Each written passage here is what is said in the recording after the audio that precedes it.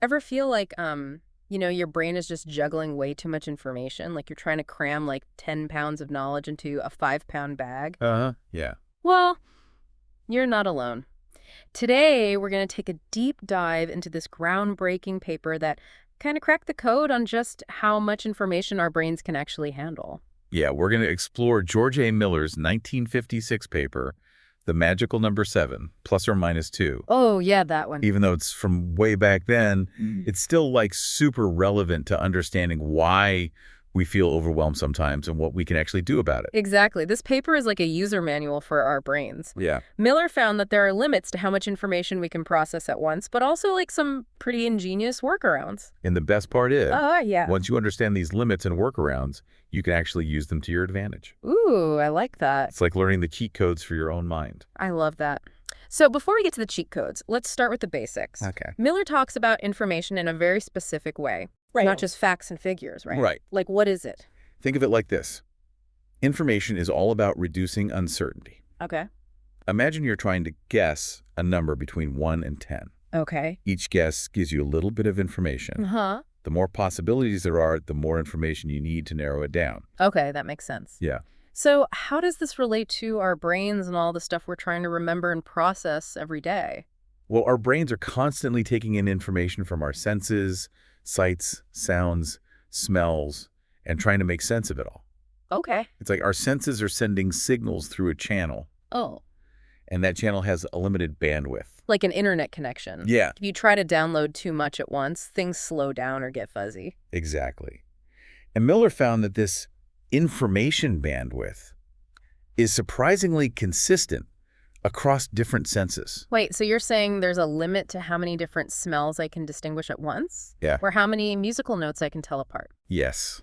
It's wild, right? It is kind of wild. And that limit, on average, corresponds to about 6 or 7 distinct categories. That's where the magical number 7 comes in. Yeah. It's not just about how many things we can remember, Uh-huh. but also how much we can perceive in any given moment. Exactly. Wow. But here's the twist. Oh, there's a twist. Miller actually debunked the myth that this number applies equally to perception, attention, and memory. Oh. They are all related, Okay. but have their own quirks and workarounds. Ooh, I'm intrigued.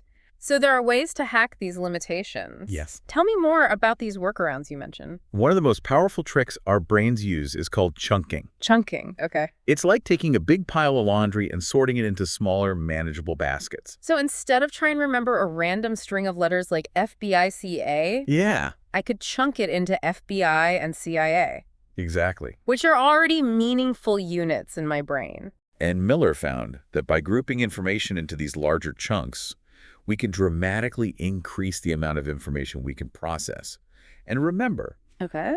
think about how you memorize a phone number. Yeah. You don't try to remember 10 separate digits. You don't. You break it down into smaller groups. That's so true. I never thought of it that way. Yeah. But I definitely use chunking all the time.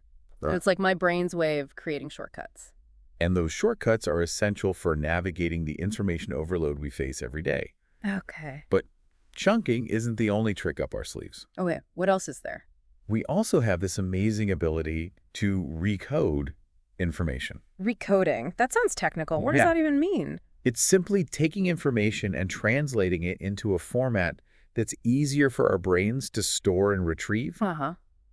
Think about how you retell a story. Okay. You don't recite it word for word. You rephrase it in your own words, Right. highlighting the key points Yeah. and adding your own interpretations. Oh, I do that all the time. Yeah. Especially when I'm trying to explain something complicated to someone else. Right. I have to find a way to make it make sense to them. Uh-huh. And in the process, I end up understanding it better myself. Exactly. You're recoding the information, creating a new mental representation that's more meaningful and memorable for you. This is blowing my mind. It's like our brains are these incredibly flexible and adaptable machines, Uh-huh. constantly finding ways to optimize information processing. That's a great way to put it. And this flexibility is what allows us to learn and grow even when faced with seemingly overwhelming amounts of information. Okay, so I've got chunking and recoding. Yeah. What other tricks does our brain have up its sleeve? Well, there's also this fascinating concept of multidimensional judgments. Multi-dimensional judgments. Hold on, I need to grab a pen and paper for this one. Uh-huh. This sounds complex. It's actually more intuitive than it sounds. Okay. Easy? Okay, I'm ready for these multidimensional judgments. Uh-huh. Okay. Hit me with it. Okay. So it's all about using like multiple characteristics to make a judgment, Uh-huh. not just focusing on one thing at a time. Okay. So imagine you're describing like a piece of fruit. Okay. You wouldn't just say it's red. Right. You might also say it's round, smooth, and juicy. Okay. You're using multiple dimensions there. I see. Color, shape, texture, and taste Okay. to create a richer, more complete picture. Oh, that's fascinating. So instead of just trying to remember a list of isolated facts, Yeah. I could try to connect them along different dimensions, like That's right. their color, size, or function. And by engaging multiple senses and perspectives, you're essentially expanding your information bandwidth. Okay. Think about trying to distinguish between different wines. Okay. You're not just focusing on taste. Right. You're also considering the aroma, Yeah. the color, the mouthfeel. Right. All those dimensions come together to create a more complex and memorable experience. Wow, that makes so much sense. I'm starting to see how these concepts all fit together. We have limited capacity in any single dimension, Yeah. but we can overcome those limitations by combining multiple dimensions. Exactly. Chunking information into meaningful units and recoding it into a format that's easier for our brains to handle. You're getting it. It's like our brains are constantly searching for patterns and connections Uh-huh. to make sense of the world. Okay. And the more we understand how these processes work, Yeah.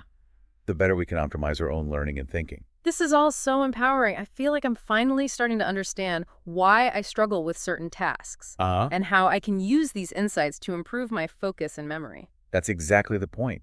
Miller's work isn't just about understanding our limitations. Oh. It's about discovering our hidden potential. So let's talk about that potential. Okay. How can we actually apply these concepts in our everyday lives? I'm ready to start hacking my brain.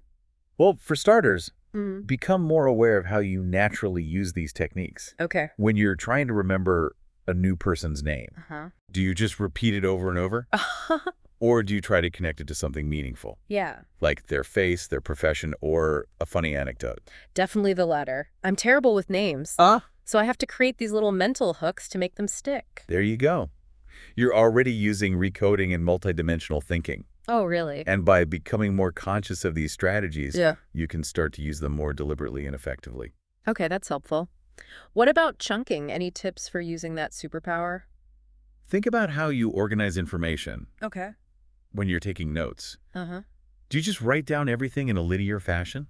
Sometimes. Or do you group related ideas together using headings, bullet points, and visual cues? Ooh, good point. I'm a visual learner, Yeah. so I love using different colors and diagrams to break things up. Uh-huh. It helps me see the big picture and make connections between different concepts. Exactly.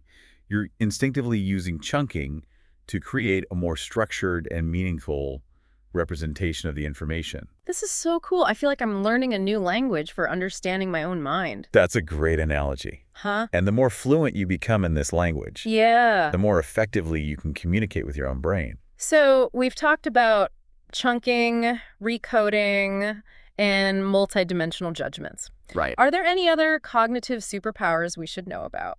Well, there's one more fascinating phenomenon that seems to defy the magical number 7 rule. Oh, really? Subitizing. Subitizing. That sounds like a made-up word. It might sound fancy, Okay. but it's something you do every day. Oh, okay. Have you ever looked at a small group of objects and instantly known how many there are without having to count them? Like when I see 3 cookies on a plate, I Yeah. immediately know there are 3 without going 1, 2, 3. Exactly. That's subitizing. Okay. It's the ability to rapidly and accurately perceive the number of items in a small set without conscious counting. But wait, doesn't that contradict the idea that our perception is limited to about 7 categories? Right. I can subitize more than 7 objects sometimes. That's the interesting part. Subitizing might actually be more like a two-dimensional judgment, Okay. using area and density cues to quickly assess the number. I see.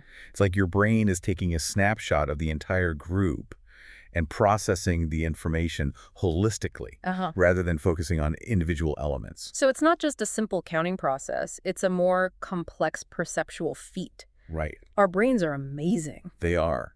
And subitizing highlights the fact that cognitive limits aren't always as clear-cut as they might seem. Yeah. There's often more going on beneath the surface. Okay, so we've covered a lot of ground today. Wow. We've explored the limits of human information processing, debunked some common myths about the magical number 7, Yeah. and discovered some powerful strategies for expanding our cognitive capacity. Right. I feel like I've gained a whole new understanding of how my brain works. Me too. It's always exciting to revisit these fundamental concepts Yeah. and see how they continue to shape our understanding of human cognition. But before we wrap up, is there a final thought-provoking question you'd like to leave our listeners with? Absolutely. Something to really make them think about how they can apply these insights in their own lives. Think about the different ways you use recoding in your own life. Okay. From taking notes to learning new skills. Yeah. How can you use these insights to boost your own information processing power? That's a great challenge. And a perfect note to end on. Yeah. Thanks for joining us on this deep dive. We've only scratched the surface of this topic. Of course. But hopefully you've gained some new insights into the amazing capacity and limitations of the human mind. Yeah, that is a great question. It really is. And it really highlights the fact that this isn't just about some abstract theory. Right. It's about giving us like practical tools Yeah. to learn and think more effectively. Exactly. Yeah. Miller himself emphasized the importance of applying these insights to real-world problems. Oh, he did? Yeah. And in fact, his work has had a huge impact on fields like design Oh, cool. and human-computer interaction. Oh, right. I've definitely noticed that. Yeah. Think about how websites and apps are designed these days. Right. They often break information down into bite-sized chunks, Yeah. use clear visuals, Wow. and try to make things as intuitive as possible. Exactly.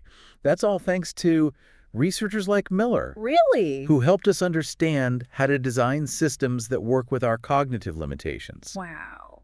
not against them. So it's not just about understanding our own brains. Right. It's about using that knowledge to shape the world around us. Yeah. To make things easier to learn, to use, to remember. Precisely. Mm. And that's why Miller's work is still so relevant today, Yeah. even though it's published over half a century ago. Wow. It's a testament to the power of fundamental research Yeah. and the enduring quest to understand what makes us human. It really makes you appreciate the incredible ingenuity and adaptability of the human mind. Absolutely. We have these limitations, but we also have these incredible workarounds. Absolutely. And the more we learn about these workarounds, Yeah. the more we can unlock our true potential. Well, on that inspiring note, I think it's time to wrap up this deep dive. Agreed. It's been a fascinating journey. A huge thank you to our brilliant expert for sharing their insights. Thank you. And for helping us unravel the mysteries of the magical number 7. It was my pleasure.